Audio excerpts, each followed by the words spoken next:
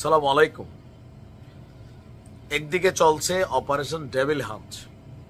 বাংলাদেশের বিভিন্ন জায়গায় যারা আওয়ামী লীগ সরকারের সময় অনেকেই সন্ত্রাসী কর্মকাণ্ডে জড়িত ছিল, নানান ধরনের অপরাধ কর্মকাণ্ডে জড়িত ছিল, অথবা 5ই আগস্ট পরবর্তী সময়ে সরকারকে অস্থিতিশীল করার চেষ্টা করছিল, তাদেরকে তালিকা করে করে কিন্তু ধরা হচ্ছে।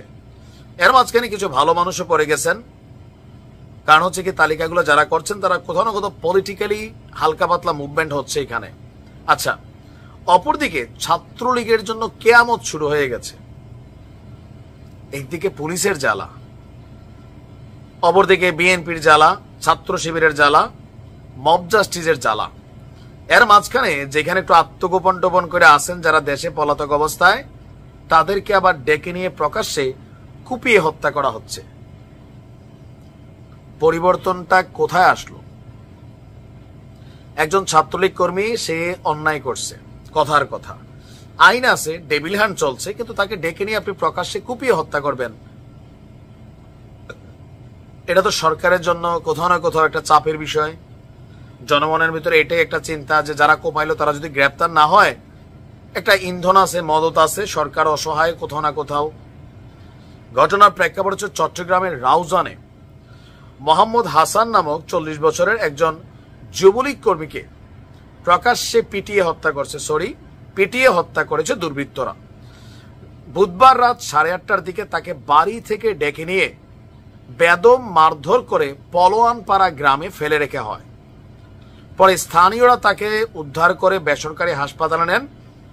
আশঙ্কাজনক হওয়ায় রাত 11:30টার দিকে চট্টগ্রাম মেডিকেল কলেজ হাসপাতালে নিয়ে গেলে তাকে মৃত ঘোষণা করা হয়। নিহত যুবলীগ কর্মী উপজেলার নোয়াপাড়া ইউনিয়নের চৌধুরীহাট এলাকার আহমদ হোসেন মেম্বার বাড়ির বজল আহমেদের ছেলে। একটা ছেলে এবং একটা মেয়েও আছে তার।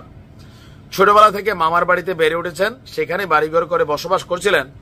স্থানীয় পর্যায়ে ব্যবসার পাশাপাশি আপনার নোয়াপাড়া ইউনিয়ন পরিষদের চেয়ারম্যান বাবুল মিয়া এবং ইউপি সদস্য সেকান্দরের সহযোগী ছিলেন। তাদের সঙ্গে সম্পর্কের সূত্র ধরে একসময় যুবলীগের রাজনীতিতেও তিনি জড়িয়ে পড়েন। উপজেলা যুবলীগের সদস্য পদও তিনি পেয়েছিলেন। তবে তার বিরুদ্ধে লোকাল থানায় কোনো মামলা অথবা অপকর্মের কোনো অভিযোগ ছিল না। তো নিহতের স্ত্রী জিনু বলছেন, 5ই আগস্ট সরকার পতন হলে তিনি এলাকা ছাড়ছিলেন। 6 মাস পরে গত সোমবার রাতে তিনি বাড়িতে আসেন।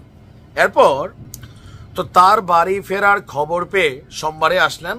বুধবারই সন্ত্রাসীরা খাটের নিচ থেকে তার স্বামীকে ধরে নিয়ে পার্শ্ববর্তী পলোয়ানপাড়া গ্রামে পিটিয়ে ফেলে রেখে যায়। সেখান থেকে হাসপাতালের পর মৃত্যু। ওসি সাহেব বলছেন যে অভিযোগ পেয়েছেন, পরিবার মামলা করেনি, শনাক্ত করে গ্রেপ্তারের চেষ্টা চলছে যারা অভিযুক্ত।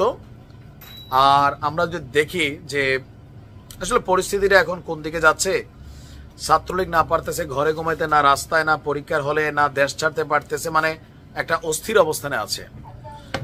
তো আওয়ামী লীগ সরকারের আমলে এমন অনেক আইন বহির্ভূত ঘটনা ঘটেছে, হত্যা হয়েছে, নিপীড়ন হয়েছে, জুলুম হয়েছে, যার কারণে একসময় ছাত্র জনতা রাস্তায় নেমে এসে সরকারের পতন ঘটাইছে। এখন এই নতুন অবস্থায় সেইখানে যদি মানুষকে এইভাবে পিটিয়ে মারা হয়, খালে বিলে জলে জঙ্গলে লাশ পাওয়া যায়, তাহলে এই খেলা শেষ হবে কখন? আইন আছে, আইনকে তোয়াক্কা আমরা থোড়াই করছি, মন চাইলে মব জাস্টিস হয়ে যাচ্ছে। অনেক জায়গায় ঘটনা হচ্ছে কিন্তু অপরাধীরা গ্রেপ্তার হচ্ছে না, কিন্তু বৈষম্য বিরোধী অথবা অন্য দলের কারোর সাথে একটা হাঁচি দিলেও অপরাধীরা গ্রেপ্তার হচ্ছে। এখন অপরাধী কি, মানে আমরা আলাদা ডেফিনেশন করছি যে ধরেন আওয়ামী লীগকে মারলে তারা অপরাধী না, আর আওয়ামী লীগ কেউ মারছে এটাই অপরাধী। অপরাধের সংজ্ঞা কি বদলাই যাচ্ছে? আর যদি এমনই হয় তাহলে এগুলো শেষ হবে কখন? আবার কখনো আওয়ামী লীগ আসবে, একটা লাশের বিপরীতে 10টা লাশ ফেলবে, আবার কখনো আওয়ামী লীগ যাবে, আবার এই ক্ষমতা পরিবর্তন হবে, 100 লাশ পড়বে। এই খেলার শেষ কোথায় আমি জানি না। তবে যা হচ্ছে তা শুভকন্যা। এগুলোর জন্য শেখ হাসিনা বার্তাও দিচ্ছেন যে প্রত্যেকটা ঘটনার বিচার করবেন তিনি দেশে আসলে, কখনো কখনো পাস্ট ফিউচার চান্স। বাট এগুলা কাম্য না। আইনের শাসন প্রতিষ্ঠিত হওয়া উচিত। ভালো থাকুন।